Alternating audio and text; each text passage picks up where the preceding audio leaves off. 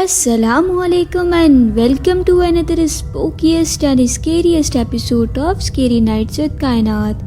Channel को subscribe करके जल्दी से बेल बटन प्रेस कर दीजिए। तो चलिए आज की मज़ेदार सी हॉरर स्टोरी स्टार्ट करते हैं। ये जो वाकया मैं आज आपको बताने जा रही हूँ ये आज से करीब 1900 साल पुराना है। ये वाकया जिसका मैं आपसे जिक्र करने जा रही हूँ ये हमारी पुरानी हवेली जो कि भाटी गेट में मौजूद है उसका है।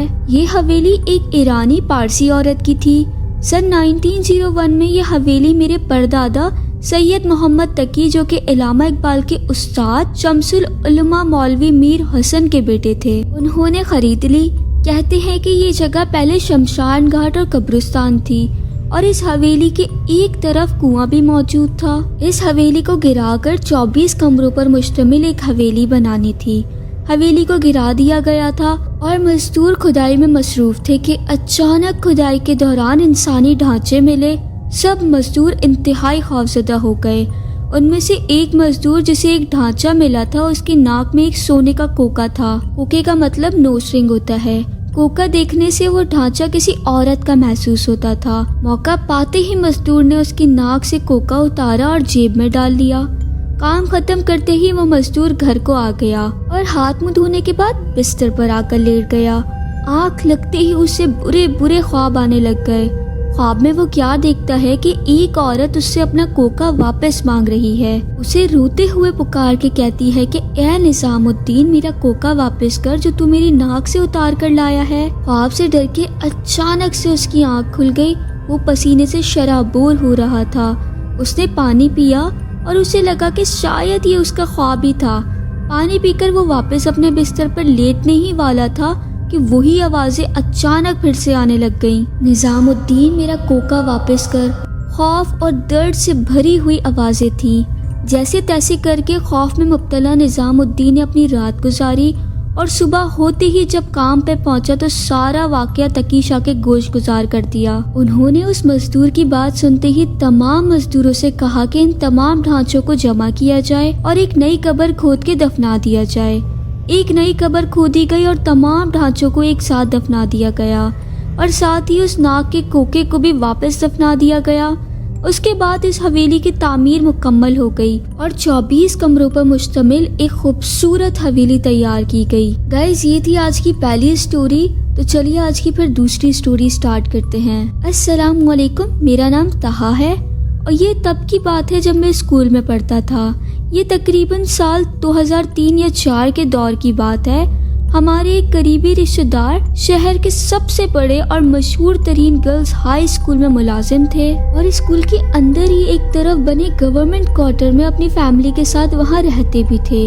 उनकी फैमिली में उनकी बीवी और 3 बेटियां थी। कोई बेटा नहीं था उनका। मैं और मेरी छोटी बहन उनके पास छुट्टियों के दिन चले जाया करते थे।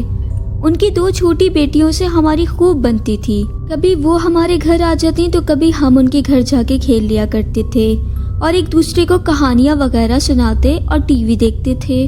हमारे और उनके घर का फासला बस 1-2 किलोमीटर का ही था क्योंकि जैसा कि मैंने बताया कि वो स्कूल के अंदर ही बने क्वार्टर्स में रहते थे, इसलिए उनको स्कूल के बहुत सारे राजों का भी पता था। एक बार उनकी सबसे छोटी बेटी ने हमें बताया कि यहाँ बहुत सारे अजीबोगरीब वाकयात होते रहते हैं।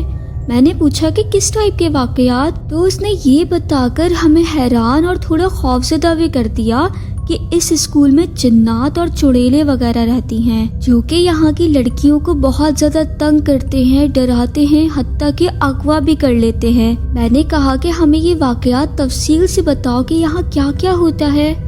तो उसने बताया कि छुट्टी के बाद जब स्कूल खाली हो जाया करता था तो हम पहले स्कूल में अकेले चले जाया करते थे खेलने के लिए। हम बंद कमरों में ताक झांक करते, स्कूल के लॉन में खेलते और अपने अब्बू से दुकान की चीज के लिए पैसे लेने भी जाया करते थे, जो वहाँ बाज़ औक़ात छुट्टी के बाद भी काम करते रहते थे। एक मर्तबा हम अपने पड़ोसियों के बच्चों के साथ, जो कि हमारे बराबर वाले स्कूल के चौकीदार के बच्चे थे, उनके साथ खेलते खेलते स्कूल की मगरिबी दीवार जहाँ पे स्कूल की हद ही खत्म हो जाती है वहाँ पहुँच गए। हम सब बच्चे अपनी मस्ती में शरारतें करते हुए जब दीवार के करीब पहुँचे तो हम ये देखकर ठिठक कर रह गए। اور سامنے جو منظر تھا وہ کسی کو بھی خوفزدہ کرنے کے لیے کافی تھا۔ ہم سب بچے کیا دیکھتے ہیں کہ عجیب و غریب سوکھے سے چہرے والی بڑھیا ہمارے بالکل سامنے کسی ٹیچر کی کرسی پر بیٹھی ہے اور ہمیں اپنے ہاتھ کے اشارے سے اپنی طرف بلا رہی ہے۔ اس کی انگلیوں کے ناخن لمبے، نوکدار اور خوفناک تھے۔ اسے دیکھتے ہی ہم سب بچے خوفزدہ ہو کر چیخے مارنے لگے اور بھاگ کر اپنے گھر آ گئے۔ میں نے اس سے کہا کہ ایسا کیسے ہو سکتا ہے، تو اس نے بتایا کہ سچ مچ ایسا ہی ہوا تھا، اللہ کی قسم۔ میں نے جب اس کی یہ بات سنی تو مجھے اس واقعے پر یقین ہونے لگا۔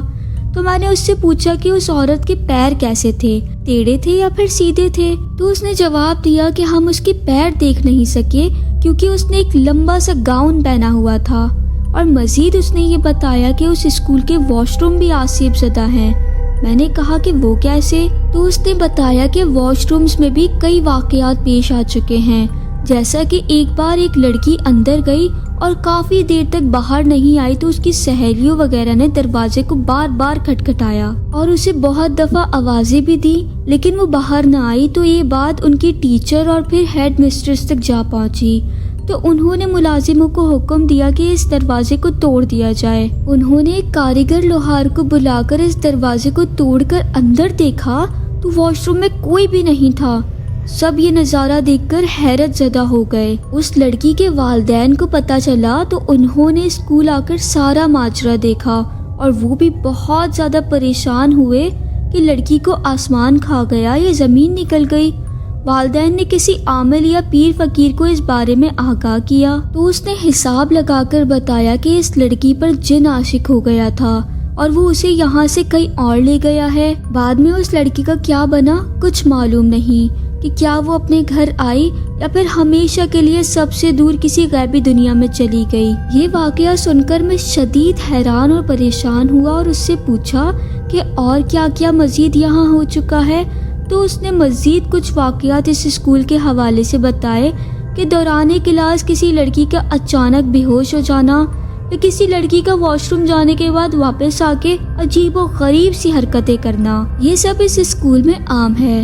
ایک بار تو ایسا ہوا کہ ہم دونوں بہن بھائی ان دونوں لڑکیوں کے ساتھ باتیں کرتے کرتے وہیں پہنچ گئے جہاں ان لوگوں کو وہ بڑھیا چڑیل بیٹھی ہوئی نظر آئی تھی، لیکن اب وہاں کوئی بھی نہیں تھا، تو ہم وہاں سے کچھ وقت گزار کر واپس آ گئے۔ اب میں آتا ہوں اس واقعے پہ جو کہ میرے ساتھ اس اسکول میں پیش آیا تھا۔ ایک دن ہم دونوں چھٹی کے بعد اسکول کے درمیان میں بنے ایک لان میں بیٹھے باتیں کر رہے تھے۔ وہاں بہت خوبصورت پیڑ پودے اور پھولوں کے گملے بھی رکھے ہوئے تھے۔ اس لان کے چاروں طرف بڑی کلاسز کے کمرے بھی بنے ہوئے تھے اور clerk office, headmistress office, science lab اور میڈیکل روم بھی ادھر ہی بنا ہوا تھا۔ باتوں کے دوران ہم نے پھر سے جنات کی بات چھیڑ دی کہ ان کمروں میں بھی ہو سکتا ہے کہ جنات ہوں، تو میرے منہ سے نکل گیا کہ کہاں ہے جنات، میرے سامنے آئے۔ گویا میں نے جنات کو چیلنج کر دیا تھا اور للکارا تھا۔ کائنات، آپ میرا یقین کریں یا نہ کریں، پھر بھی یہ بات بالکل سچ ہے۔ جیسے ہی میں نے یہ سب کہا، سامنے والے بند کمرے سے صاف دھماکے کی آواز سنائی دی مجھے، جیسے کہ غصے میں اپنی پوری طاقت سے بینچ اٹھا کر زمین پر مارتا ہے۔ اس دھماکے کا سننا تھا کہ ہم دونوں وہاں سے بھاگے۔ میں جس نے جنات کو ظاہر ہونے کا چیلنج کیا تھا، اب ڈر کے مارے سب سے آگے بھاگ رہا تھا۔ جب ہم اسمبلی گراؤنڈ میں پہنچے تو میں نے پیچھے مڑ کر دیکھا تو میرے پیچھے کوئی بھی نہیں آ رہا تھا، تو میں وہیں رک گیا کہ میرے ساتھ جو میری دوست بھاگ رہی تھی وہ کہاں چلی گئی۔ تو آپ یقین نہیں کریں گے کہ میرے کان میں مجھے ایک سرگوشی سنائی دی کہ اب پتہ چلا کہ جن ہوتے ہیں یا نہیں ہوتے ہیں۔ میری تو حالت اتنی خراب ہو گئی کہ میں آپ کو بتا نہیں سکتا۔ میرے پاس اس بات کا اعتراف کرنے کے سوا کوئی اور چارہ باقی نہیں تھا کہ واقعی یہاں جنات ہیں۔ اس واقعے کے بعد میری حالت اتنی خراب ہو گئی کہ میں آپ کو بتا نہیں سکتا۔ کتنے ہی دن تک میں بیمار پڑا رہا اور پھر اس دن کے بعد بھول کے بھی کبھی اس اسکول میں واپس نہیں گیا، لیکن وہ خوف آج بھی میں اپنے اندر محسوس کر پاتا ہوں۔ سیکنڈ سٹوری یہاں پہ اینڈ ہوتی ہے، تو چلیے تھرڈ سٹوری سٹارٹ کرتے ہیں۔ السلام علیکم۔ میں آپ سے اپنا نام شیئر نہیں کرنا چاہتی، لیکن میں آپ کے ساتھ آج کچھ اپنے سچے واقعات شیئر کروں گی۔ ہم لوگ ننیال کی طرف سے حلوائی ہیں۔ میری امی نے میرے بھائی کو بھی حلوہ بنا کر دیا تھا، پر وہ زیادہ دن حلوہ فروخت نہیں کر سکے، اور یہ انہی دنوں کی بات ہے جب حلوہ بنانے کے لیے آدھی رات کو اٹھنا پڑتا تھا تاکہ فجر تک حلوہ تیار ہو سکے، کیونکہ زیادہ تر لوگ صبح صبح ہی حلوہ پراٹھا کھانا پسند کرتے ہیں۔ جن دنوں ہم حلوہ بنانے کے لیے جاگتے تھے، ایک عجیب سا خوف ہوتا تھا ماحول میں، جبکہ ہم 2 بہنیں، امی اور بھائی سب اٹھے ہوتے تھے۔ یہ بات صرف میں نے نہیں، سب نے محسوس کی تھی۔ بظاہر تو کوئی بھی ناخوشگوار واقعہ نہیں ہوا، لیکن ایک دن ہم کام سے فارغ ہو کر فجر کی نماز کے لیے کھڑے ہوئے۔ پیچھے میری چھوٹی بہن سو رہی تھی۔ مجھے بہت عجیب سا خوف محسوس ہو رہا تھا، جیسے ہمارے پیچھے ہمارے ساتھ کوئی اور بھی موجود ہے۔ میں نے جیسے ہی سنتوں کی نیت باندھی، کچھ ہی لمحوں بعد میری چھوٹی بہن کے منہ سے اچانک سے زور زور سے کھلکھلا کر ہنسنے کی آواز آئی۔ وہ آواز سن کر میں پوری کی پوری کانپ گئی۔ وہ تو اللہ کا شکر ہے میں نے نیت نہیں توڑی۔ میں ہمت سے کھڑی رہی، میرا دل تیزی سے دھڑک رہا تھا۔ میں نے سلام پھیرا اور پلٹ کر اپنی بہن کو دیکھا تو وہ بالکل پرسکون انداز میں سوئی ہوئی تھی۔ اس سے پہلے کبھی بھی میں نے اسے نیند میں ایسا کرتے نہیں دیکھا تھا۔ میری بڑی بہن جب نماز سے فارغ ہوئی تب میں نے ان سے پوچھا تو انہوں نے بھی کہا ہاں میں نے بھی ہنسی کی آواز سنی تھی۔ ہم نے بات یہ سوچ کر اگنور کر دی کہ ہو سکتا ہے وہ کوئی خواب وغیرہ دیکھ رہی ہو، لیکن ایسا کچھ بھی نہیں تھا۔ اس واقعے کے بعد ایک رات اچانک میری گھبراہٹ سے آنکھ کھل گئی تو میں کیا دیکھتی ہوں کہ کمرے کے باہر جانے والے دروازے پر میری بڑی بہن بیٹھی ہوئی ہیں۔ مجھے حیرت ہوئی کہ آپی کو کیا ہو گیا ہے جو رات کو دروازے کے پاس بیٹھی ہوئی ہیں، لیکن جب میں نے نظر گھما کر آپی کے بستر کو دیکھا تو وہ اپنی جگہ پر موجود پرسکون انداز میں سو رہی تھی۔ نیند کا خمار سارا کا سارا اتر گیا میرا۔ جھٹ سے نگاہ اسی بندی کی طرف گئی کہ پھر یہ کون ہے، کیونکہ لباس بھی وہی تھا جو آپی پہنی ہوئی تھی۔ اب کی بار میں نے اس کا چہرہ دیکھنا چاہا، جو کہ مجھے صحیح سے نظر تو نہیں آ رہا تھا نائٹ بلب کی روشنی میں، لیکن اس کا چہرہ بالکل ایکسپریشنز لیس تھا اور اس کی آنکھوں کی جگہ کچھ بھی نہیں تھا، صرف سیاہی تھی یا پھر کھڈے ٹائپ کچھ تھا۔ جو بھی تھا بہت ہی خوفناک تھا۔ یہ سب لمحوں میں ہوا تھا۔ میں نے اسے دیکھتے ہی کروٹ بدل لی اور خوف سے میرا برا حال ہو گیا۔ میں نے جلدی سے آیت الکرسی پڑھنا شروع کر دی۔ کبھی میں درمیان سے بھول جاتی، پھر پڑھنا شروع کرتی، پھر بھول جاتی، اور ایسا صرف گھبراہٹ کی وجہ سے ہو رہا تھا۔ اس وقت میرے ضبط کی انتہا تھی۔ میں اتنی زیادہ خوفزدہ تھی کہ میں آپ کو بتا نہیں سکتی۔ میں کسی کو اٹھا بھی نہیں سکتی تھی کیونکہ گھر میں کوئی بھی میری بات کا یقین نہیں کرتا۔ یہ تو مجھے بعد میں معلوم ہوا کہ سب کو اس بات کا علم تھا، بس وہ اگنور کرتے تھے کیونکہ اس مخلوق نے کبھی بھی کسی کو نقصان نہیں پہنچایا تھا۔ لیکن سب کو یہ بات معلوم ضرور تھی کہ ہمارے گھر میں کوئی مخلوق ضرور ہے۔ جیسے تیسے کر کے خیر میں سو گئی۔ اس بات کا ذکر گھر والوں سے کیا تو انہوں نے سن کر بات کو ٹال دیا۔ ہمارا واش روم چھت پر تھا اور ہمیں دن ہو یا رات چھت پر ہی جانا پڑتا تھا واش روم کے لیے۔ ایک بار میں چھت سے نیچے کی سیڑھیاں اتر کر آ رہی تھی کہ کسی کی نسوانی آواز کے غصے سے دھاڑنے کی آواز آئی۔ میرا دل حلق میں آ گیا۔ میں پلٹ کر دیکھنے کی ہمت نہیں کر سکتی تھی۔ دل تو چاہا کہ دوڑ لگا دوں، لیکن میں اگر ڈر جاتی تو مجھے اور ڈرایا جاتا۔ اسی لیے میں جس رفتار سے اتر رہی تھی اسی رفتار سے باقی سیڑھیاں بھی اتر گئی۔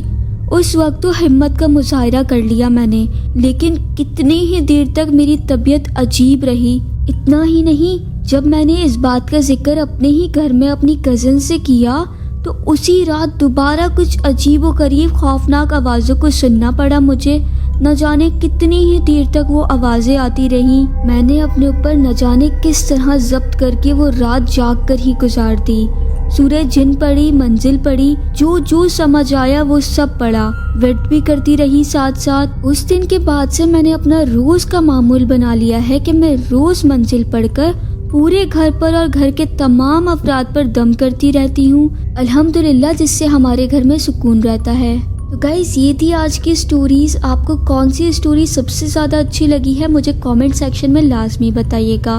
اور اگر آپ کے پاس بھی کوئی بھی اسپوکی سٹوری یا ہارر انکاؤنٹر آپ کے ساتھ ہوا ہے تو مجھے ویڈیو میں دیے گئے ای میل پہ کانٹیکٹ کر کے آپ مجھ سے اپنی سٹوری شیئر کر سکتے ہیں تاکہ مزیدار سی ہارر سٹوریز کا سلسلہ روزانہ ایسے ہی چلتا رہے. تو پھر ملاقات ہوتی ہے ایک نئی سٹوری میں. تب تک اپنا اور اپنے گھر والوں کا بہت سارا خیال رکھیے گا اور مجھے بھی اپنی ڈھیر ساری دعاؤں میں یاد رکھیے گا. فی امان اللہ. اللہ حافظ.